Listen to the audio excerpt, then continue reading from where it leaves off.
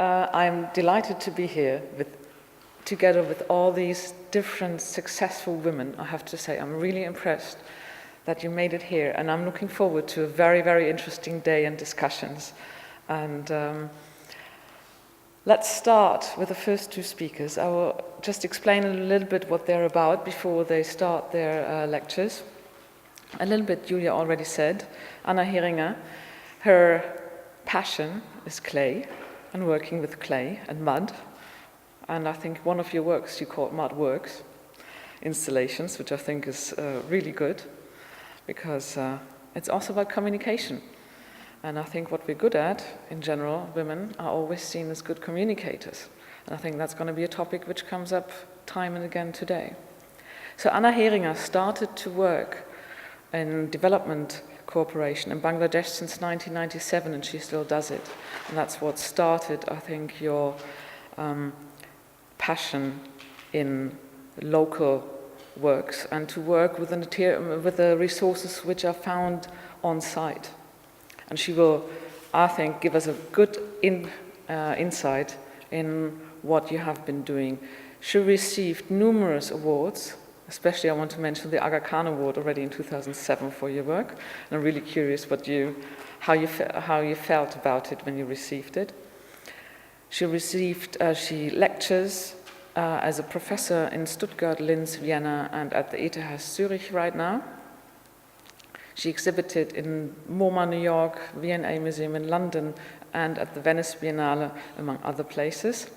And she also initiated a manifesto together with others of how architects and academics can contribute to define guidelines for a human design culture. And I think that is very ambitious.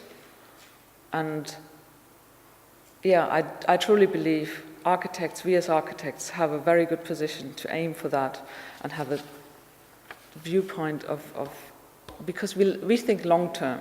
In general, building buildings is long-term, so it's a long-term change and to really go into this. So I'm looking forward to that. Also exhibited at the Vienna Biennale has Claudia Pasquero, and her approach to natural resources or to how to use resources is very different from Anna. Where Anna works with earth and soil, Claudia has a lot of water which she needs for her natural resources like algae and bacteria.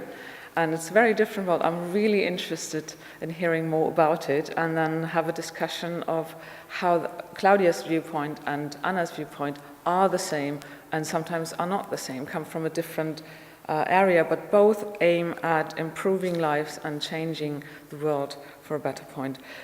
Claudia is currently teaching at Bartlett School. She also taught at East London University, Turin Polytechnic, where she studied, the AA, where she also studied, in Istanbul, Barcelona, and others. She has just been, she was the curator of the recent Tallinn Architecture Biennale, which just closed 27th of October, which focused on, let me quote this, on the Anthropocene age, how all, she explored a radical revision of the contemporary urban sphere that strides beyond accepted urban boundaries and across scales from the microscopic to the continental. And I think that gives a hint into her thinking, and I'm looking forward to that. So I would like to give the floor first to Anna for her presentation, and then it will be Claudia's. And afterwards, we're going to discuss more in depth.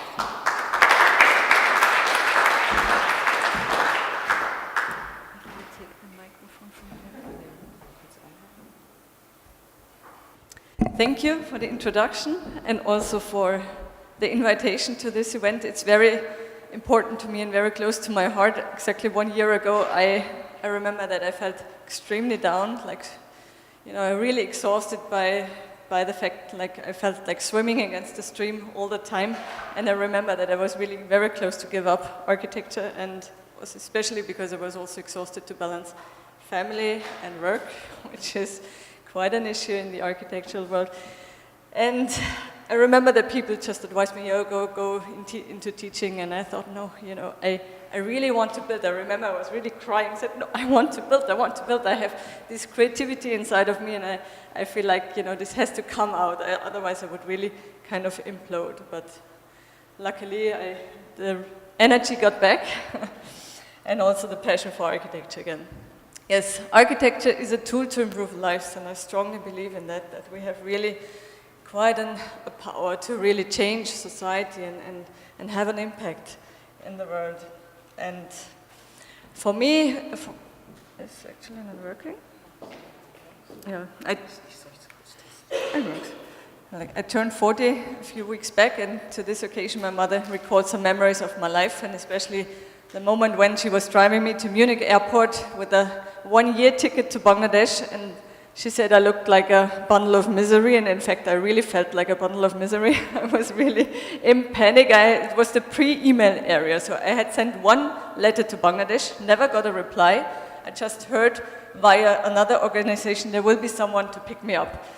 And this kind of, I think I wouldn't allow this to my daughter to go in a place without knowing if there would be someone. And my mother tried to comfort me that,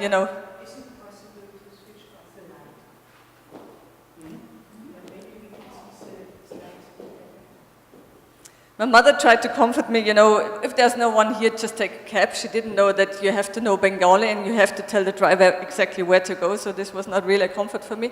But luckily there was someone, and it turned out to be really the right decision to be there. It was really a life-changing year for me. And I would say this ingredients is of naivete, then also like hunger for something new, for adventure, also some courage, and I would say a lack of strategic thinking sometimes, but a good portion of intuition is kind of are the ingredients of my work. What I learned from the Bangladeshi NGO where I was a development learner was that the most effective strategy for development is to use your very own resources and try to make the best out of it. And this is what I learned then, what I tried to use for architecture afterwards. I came back 7 years later with the aim to build a school in the village where I lived before. And in terms of materials, I didn't have to look far to find suitable ones. They were right under my feet, mud and the bamboo that was growing all around. Electricity in rural Bangladesh is rare, but there are a lot of people, which also is a great source of energy. And the people were actually happy to have jobs. Tools were an issue too. But we had these guys, water buffaloes. We had also tried it with cows, but apparently cows were too intelligent to mix because they were always stepping in the hole of the previous round, while the water buffaloes didn't care. They just ignorantly stepped everywhere, which was in fact good for the mixing. Yeah, and the workers came all from the village. For the realization, I had a great partner, which is Eike Roswak, architect from Berlin, who had a lot of experience in handling sites and also with clay, because as a fresh architect coming from university, I have to admit that I had no idea about handling construction sites. So this was the school after 6 months of construction, a really load-bearing earth ground floor, and that really kind of grounds the school, and then an airy top floor that also shows, the capacity of these local materials. That's the ground floor. It's tradition to sit on the floor in Bangladesh, and we kept this tradition, and through these bolt holes in the wall, you come to the cave area. The design idea was very easy. I just tried to remember the spaces that I liked when I was a kid, and I think a Bavarian kid is not so much different from the kids in Bangladesh, hiding somewhere and this kind of cozy feeling, very archaic. And then going up on the trees, there's also a little tower in the back, and also the whole bamboo floor is kind of like a tree house.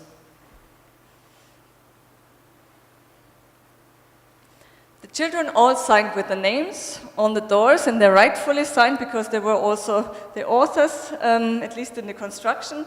We had especially 2 Montessori teachers with us who were only there for including the children in the process. And the nice thing with mod is you really can involve children. And instead of clay modeling, which they usually have in the curriculum, they had clay modeling in a slightly bigger style. And they did real work. I mean, easy work, but real work. And I think it's a very human urge to feel needed. And everyone wants to be needed and being taken serious. Also children and also people with disabilities and older people. We had all involved in the construction process. And that was a very important thing. And I think you can all imagine the feeling when you stand as a boy or a girl or an illiterate day laborer in front of the school and you know you did this. You built this all just with your hands and out of the dirt below your feet. It's an enormous boost of confidence in yourself and in the community and also in the material. Especially mud buildings have a very poor image in all around the world. Unfortunately, when we think of mud, we think of dark and small huts and humid huts. And this is exactly the image I want to change. So I thought it's good to start the process with a public building where people have access and also big building that shows the potentials of this building materials. And in fact, earth walls stand a very long time in earth buildings. You just have to respect certain rules. And the first rule is a good foundation. The second rule is a good roof. And the third rule is erosion control. And you can do this with horizontal layers of bamboo or bricks, for example. So just like a hill needs rocks or trees in order to slow down the speed of the water so that the water cannot run down fast. It's the same with the facades. You have to slow down the speed because when clay particles get wet, they just expand and they close the cracks so that the water cannot penetrate deep in the wall. So you just have to slow down the speed. And on a micro level, the speed breakers are straw or stones so that the facade gets rough in the first few months, and this roughness is all you need to kind of slow down the speed of the water running down. I don't put cement in the walls, only in the foundation, and normally, you know, there are two tendencies in earth, working with earth. A lot of people try to make it modern in the way, in changing the material itself and putting some aggregates, some cement and bitumen and silicone or whatever. But in fact, it's not my way. I believe that it's the only material where we can take it from the earth and give it back to the earth without any loss of quality. So you can recycle it 100 times and it won't lose the quality. And it also has no negative impact on the environment. And it's a fantastic characteristics, and I think this kind of circle is something I really don't want to destroy. And in fact, if you build the right way, and this is the way that I'm going, I learned it from Martin Rauch, really trying to respect the vulnerability of a material, and with the architectural language, include it, or it's kind of a source of creativity even, because every material is different locally and every climate is different. If we take these two parameters and create the architectural language out of these parameters, we create something unique, absolutely unique, and it has a kind of authenticity that really radiates, and this is the way that I'm going instead of changing the material. For research, it's a bit difficult because people always ask, you know, what's the research, what's the innovation? It's the architectural language, which is difficult to sell, of course, and it's difficult to apply for funds.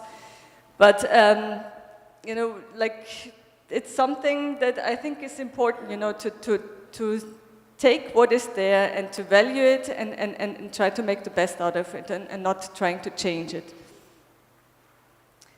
So these are the earth walls after about 10 years of construction. They get a bit rough, but it's easy to repair. You just take the broken part, make it wet, put it back to the wall, and it will look the same as before. I wish that would work on human bodies too, but unfortunately it doesn't. But that's an easy way to repair also things and to maintain buildings.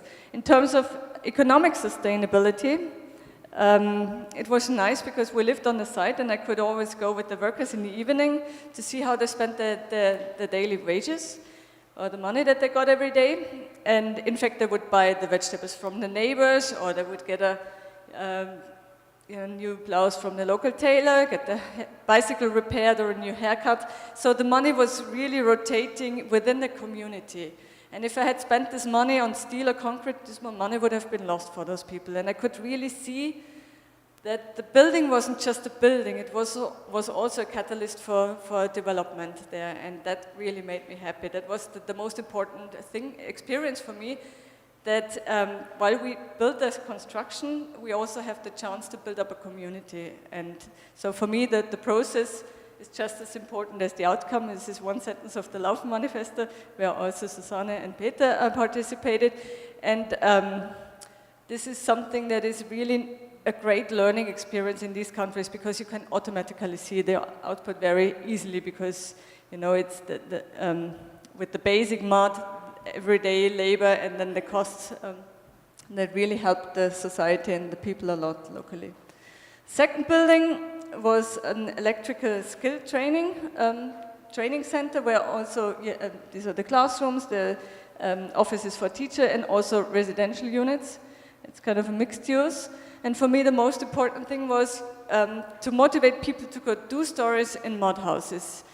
It's a lot of people. In Bangladesh is extremely dense populated, and most people expand horizontally. And land is really, there's a lot of scarcity of land. And instead of, I don't know why they go horizontal-wise, it's just something that they learned, and they feel uncomfortable probably to test it out with the 2 stories. So we really try to motivate people in that area to go 2 stories, because you could easily use the ground for food cultivation. And it's of course, if you multiply this by, it's a very small change, but if you multiply by this hundreds of millions of people, it's a big thing in this country. We also tried to incorporate even more crafts there. So like the basket weavers are getting not enough jobs anymore, because even the plastic buckets from China are getting too cheap. So we try to use these skills, these crafts, and just apply it in a different scale, in a different purpose. What was nice in this construction was that I had no plans, no drawings when we started. I just had a feeling in my belly how the building could look like. And the nice thing was, because I knew the workers, and I felt like, I could also give them some space. I think there's a saying from Karajan, from the famous conductor, that he knew when he could step back and give more freedom to the musicians, and when he had to, step in again. And that was, I felt a bit like a conductor. And it was really great, because it was not based on control anymore. At the first building, of course, it was the first building and the diploma, and I felt very attached to the drawings. But in the second building, you're easier, and you have much more trust, and that was much more communicative and much more participative than the first one. And people really love that building. That has a lot of spaces where they really can relate to their own tradition, their own culture. And it was great. If I could, I would always work in that way. These were the only sketches that we had for building, and I would sometimes. Most detailed drawings are done on site or just in the clay on the ground, and it was really a fascinating process. That was the team there with Stefan Neumann and Montaram Shah. He is a local contractor who was very skeptical about mud, but he got really on fire as well, and he's really, the buildings are in very good shape and very well maintained because of him. Yeah, women on the site was something I tried to do in the first building. I didn't succeed, because I was told, it's not the tradition that women are working on the site, and I accepted this. In the second building, we had students from the capital with us, and the flirt level was extremely high. And when I was walking through the village, I could see the wives of the workers were really giving me some looks that were tense. And I said, it's the last thing I want to have, that I create some tension, social friction in the village. So I spoke to the women and I asked them, would you like to work on the site? And they said, yes, of course, but we don't tell our husbands. Just come. And then one morning, they all appeared on the site, and the husbands were like, oh, come on, the fun is over, and they were really not very happy. But after 2 weeks or so, they really started to flirt with their own wives, which is not the normal case in the Bangladeshi society. They would, we also would take the women, you know, and go to the tea store afterwards, which you don't see women in the tea store sitting. And it was, you know, they were queuing for the same salary every day, and that was kind of, and of course on the side you have to work in team. So it was really something that created also a difference in the village and in amongst the couples.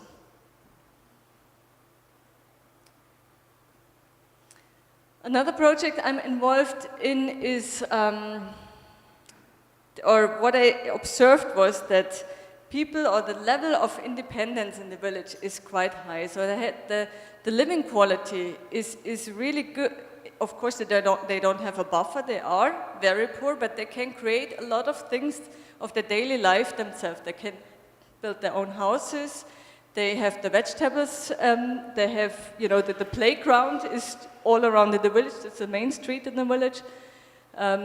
Older people find their places, and they also watch, of course, for the kids.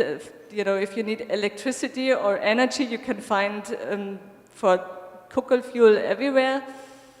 You can have your animals, you can have a little garden and your food cultivation. But what's lacking is jobs, you know, when you know, some stability, when a harvest is bad or whatever. So this is the main reason why people go into the cities, especially because of the garment, because of the textile sector, and especially women have to leave the villages. And where they end up in situations like this, and this is not a situation where women would feel free to roam around or would like to have the children running around. So, and they also have to pay a lot for renting their apartments and whatever. So they are in a very depending situation.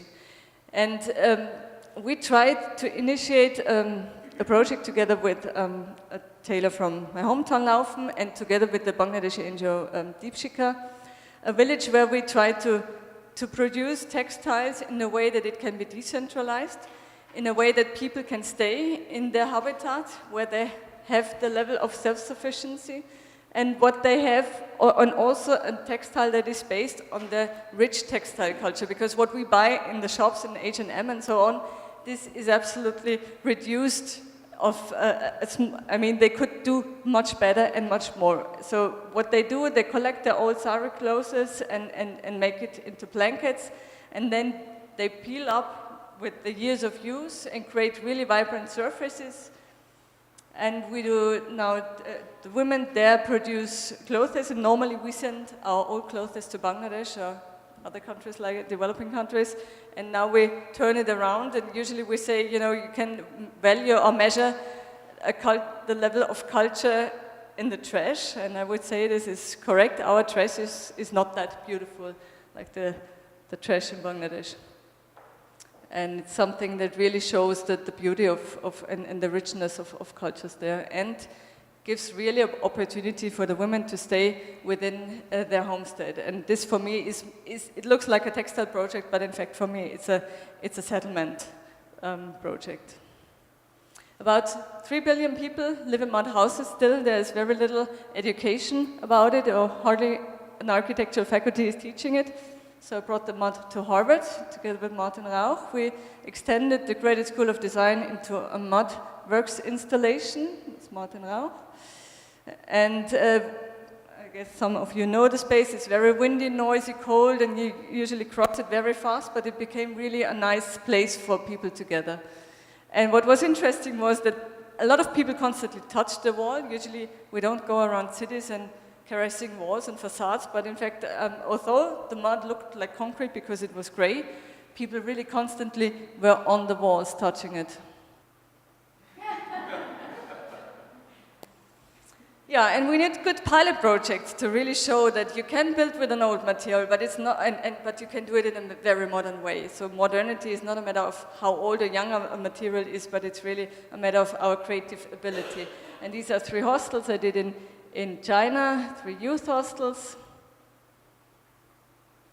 The core is made out of stone, and 2 stories of rammed earth, and attached to it are sleeping cocoons that gloom in the night, and then around a very expressive shape of woven bamboo normally when we think of sustainability, we think of, of limitation, but I think if you use materials that are there in abundance, and nature is abundance and not limitation, so we can really also do expressive architecture.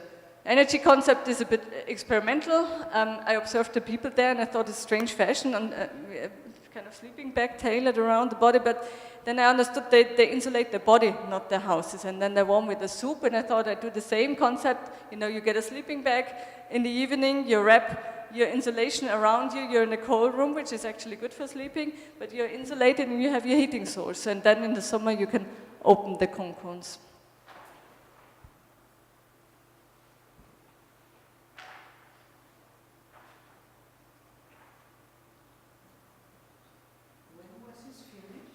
A year ago.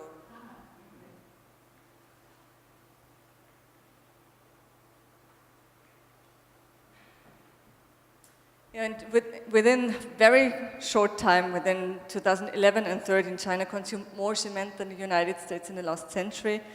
And it's just, and it's not just China, it's so many countries, the consumption of cement is really extreme, and I think we would have a perfect alternative, which is earth, and I think we really have to show that it's a beautiful material as well, and this is why I'm focusing my project a lot on this material.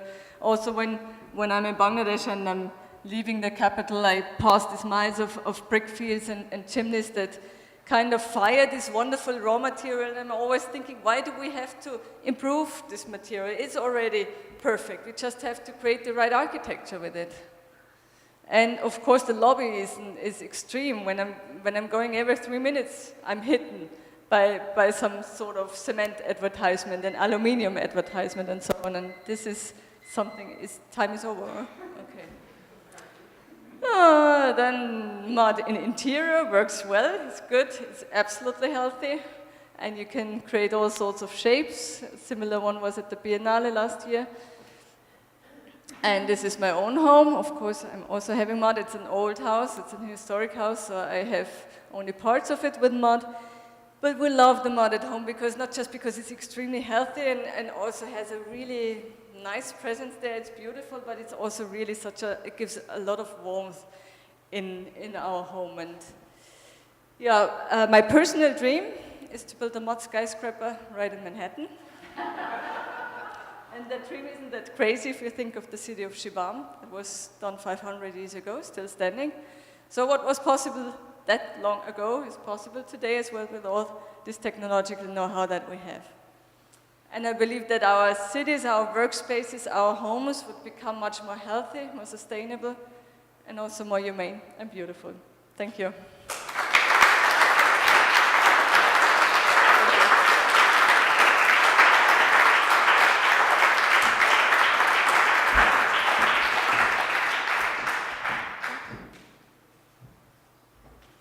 Thanks for inviting. Unfortunately, some of my video don't work, but maybe my presentation was even too long, so we will skip them. So I start the presentation not with a title, but with an image, because I think it represents what I would like to discuss or start a conversation about. This is an image of bioplastic, and the reason why I have it here is, well, bioplastic is starch-based plastic, and but many present it as, okay, it's bioplastic, but will last 30 years, 45, 65, 20. Well, it's bioplastic. The point is it biodegrades. If it was petrol-based plastic, it will biodegrades as well. It will just take a long time. And so the research we did with the student was not only in producing bioplastic, but actually looking at the aesthetic of bioplastic or at the changing characteristic of the material when embedded in a specific milieu. So I decided to use this as a cover because the corrugation that you see on the bioplastic itself, they were not by chance. They are part of a project that look at the aesthetic that gets generated when the bioplastic is exposed to air, as well as at the changing property of the material itself. So the question is, how can we work with matter that change? So my work operates at the convergence, or is a way of reasoning in between, let's say, three disciplines, if you want to pick three. I don't like boundaries, but yes, let's try to pick three. So in between biology, computation, and design.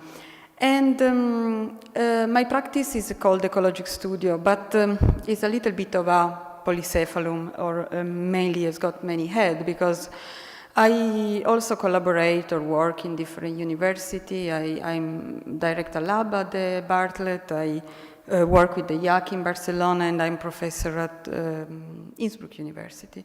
That's not because I like to do millions of things. Well, that's also probably the case.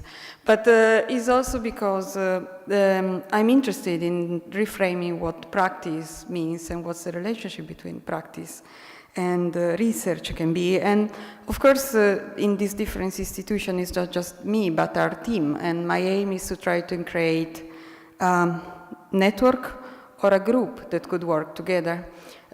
Julia, in the introduction, talked about the star architect. And for me, I'll probably, if I arrive to the conclusion, if I go as Liz, I'll probably stay on the second slide. But if I arrive to the conclusion, for me, the image of the architect should probably change, and I wish it will change, in a way that is not anymore about a single rigid figure, but maybe is more inspired as well by biology and collective intelligence, or by the idea of weakness of Gianni Vattimo. And so the question is, can architecture not be about a big rigid office, but about a set of more distributed elements? Can the practice of architecture be redescribed? So it's not anymore about the single star architect, but about a distributed system.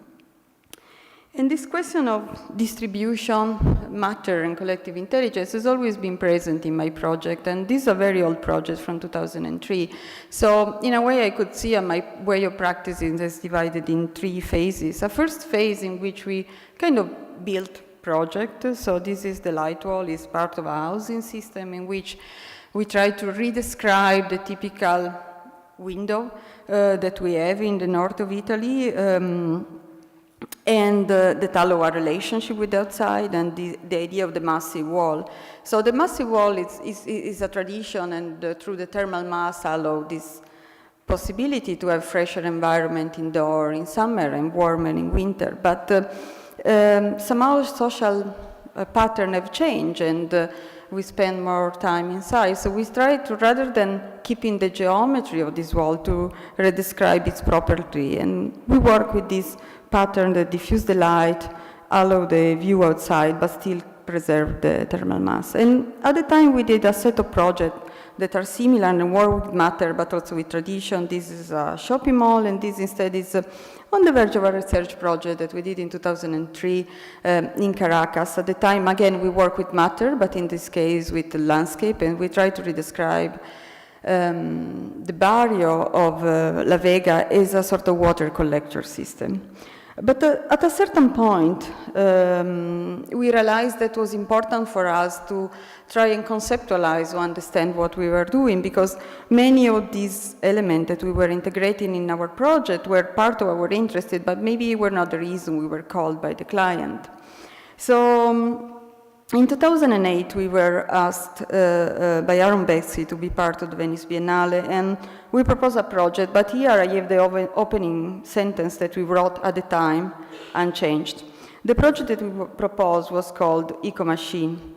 So at the time we say, Eco-Machine provide a material and operational framework to deal with change and transformation, the two main defining qualities of our new understanding of urban ecology.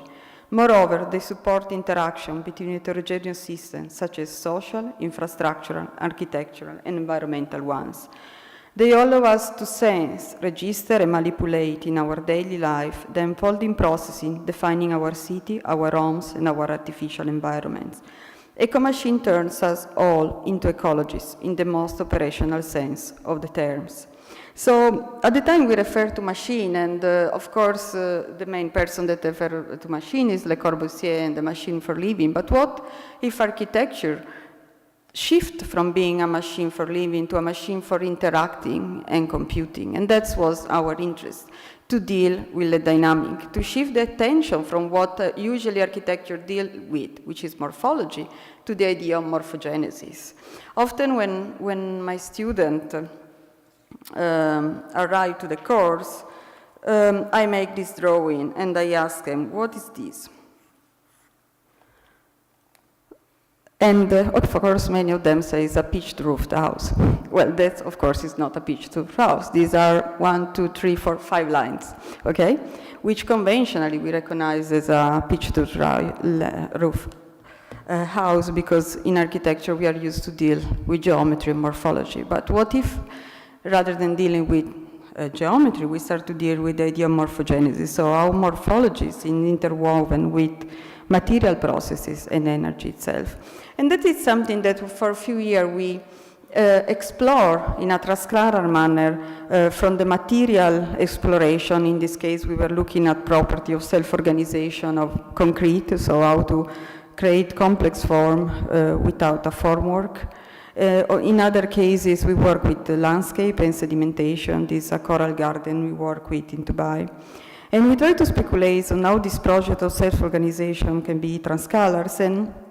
But then we said, okay, but then how can we bring this back to the built environment? And this brought us to write a book and brought us to the third and actual phase of our work, where we work more with structure and pavilion and trying to embed some of the research we've been developing. And then we try to create link with researchers to try and understand, and we work in a deeper manner with materiality. For example, one of the research I'm most interested in is this mold. It's called the slime mold, or Fusarium polycephalum. And scientists claim that this is the next biological computer, but it's a unicellular organism. So how can a simple mold, a unicellular organism, be the next biological computer? The reason why scientists claim this is because the slime mold is able to optimize its distribution of resources through the path that you see there, and perform many of the tasks of optimization that we need to perform while we master plan our city. But the way the slime mold does it is very different from the way we do it while we master planning. It's not through top-down engineering, but it's through bottom-up relationship between the millions of nucleus that constitute the slime mold. So it's through what scientists call collective intelligence and distributed spatial memory. So how can this aspect of material computing be interesting for architecture? I will show a couple of projects, but before I do that, I still want to quote a colleague of mine from the Bartlett. He's called Mario Carpo. He's professor of history and theory. And he wrote an article about the Mulino Bianco cookie, a type of Italian cookie. And he wrote an article in which he claimed they are the top level of Italian postmodernism. And in particular, I would like to refer to the pre-industrial cookie, because I often refer to pre-industrial society as well as logic that you can find in biology. And I like to read this quote, where he described the bakery where he was going to buy the cookie with his grandparents.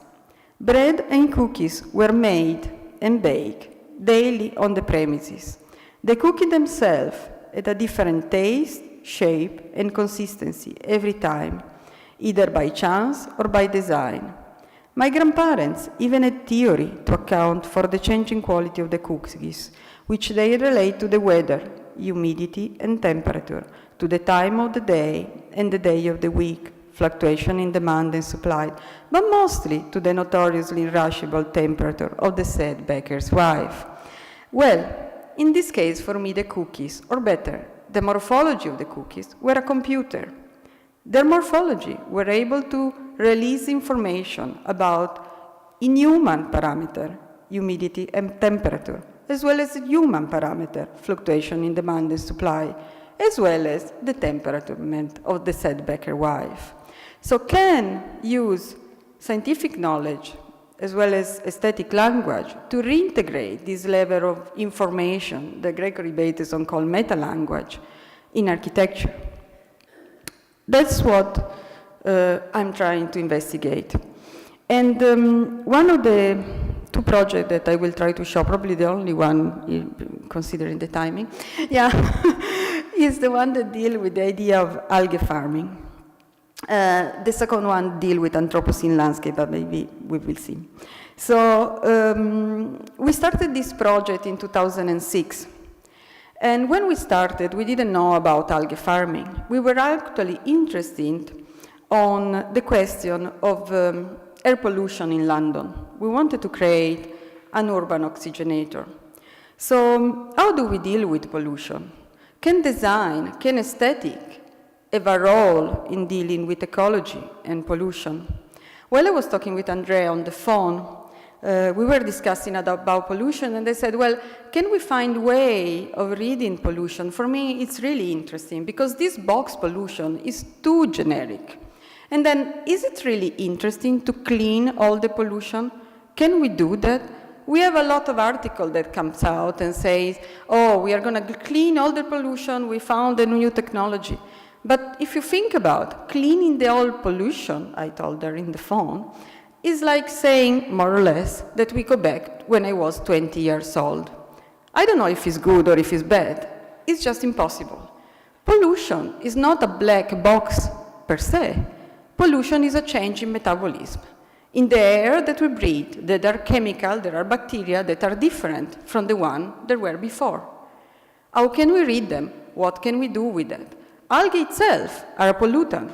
They are the result of eutrophication of the sea. But they eat CO2, which is a pollutant for us, and we can eat them or produce energy, or we will see. So basically, this screen, at the time, we didn't know what we could do with algae. We know algae were a pollutant. We know CO2 was a pollutant. So, well, great. Let's build a urban oxygenator. But the way that we built it was to try and unveil the process of how algae do that. So we built this brick that was an hexagon done with recycled bottle. And when we showed this to Brett at the time we were teaching at the AA, Brett Steele said, oh, cool. Well, Brett Steele always say, oh, cool. And then the second sentence was quite interesting. He said, it looks like pixelated nature. And that was really the point, because at the time, we tried to use this as a screen to absorb CO2, but also as a screen of information. We realized that the way the algae photosynthesize, so absorb CO2 and solar radiation, it was quite analog to the map of CO2 and solar radiation that we will produce. So the algae, through their matter and through their pattern, they will become an indication of how much photosynthesis was happening. So the aesthetic of the screen itself will become information. We got really interested in that, and we decided to carry on the project. We had the chance to do another prototype in Seville. In this case, we worked with the water of the Guadalquivir. We had a more sophisticated system to work in between digital data and the biological matter. So we had a set of sensors embedded. And we tried to understand through interaction with the user that was asked to provide CO2 in this case, and through recording of data, we could breed multiple types of algae from the water of the Guadalquivir River in Seville. The experiment was successful morphologically in this case, but morphogenetically, or in terms of biological matter, went horribly wrong. So our material simulation was very different from what we predicted digitally, and then brought us to a tighter conversation with biology and biologists. And Mega discovered that actually there are multiple types of microalgae, and you can do multiple things with them. So there are shades of green, blue, and brown. And depending from the color or the type of bacteria that prevail in the battle, you could use them for energy, food, or other things. So we got involved in a master plan, and then we were asked to show a prototype of the different algae we work with at the Architectural Association in London. In this case, when we got to understand the existence of microalgae as a bacteria, not only a microalgae, we then calibrate the installation in a way that nutrients were distributed by the user, and as well user will keep interaction through CO2. And in this case, the experiment went better, and in terms of relationship between our simulation, what we predict, and the evolution of the garden. Again, when Anna Frank saw the exhibition, she said, well, it's an algae farm, but maybe is a little bit over-aestheticized. And we said, yes, but aesthetic is the point, because algae farm exists. I didn't invent algae farming. They are out, you don't know that they exist because they are outside of the city. You don't see them. They are hidden. My point is not to work in discovering algae farming. My work is integrating algae farming in urban context. And aesthetic, not to make biotechnology prettier, but aesthetic as a language, it could be one of the ways of creating an interaction with the user. Because the point is not simply to shift energy, to go from petrol to algae to wind. The problem is how do we harvest the collective intelligence that is embedded in the city? How can people be more in contact with this process, recognize from the gradient of the algae on the day and from the aesthetic of the algae what they can do with that? If they can use it for energy, food, or other things, can pattern become a vehicle of communication, a trigger of social change? So in this case, you were able to interact in providing CO2, but also by scanning the QR code and getting information of the type of algae you will interact with.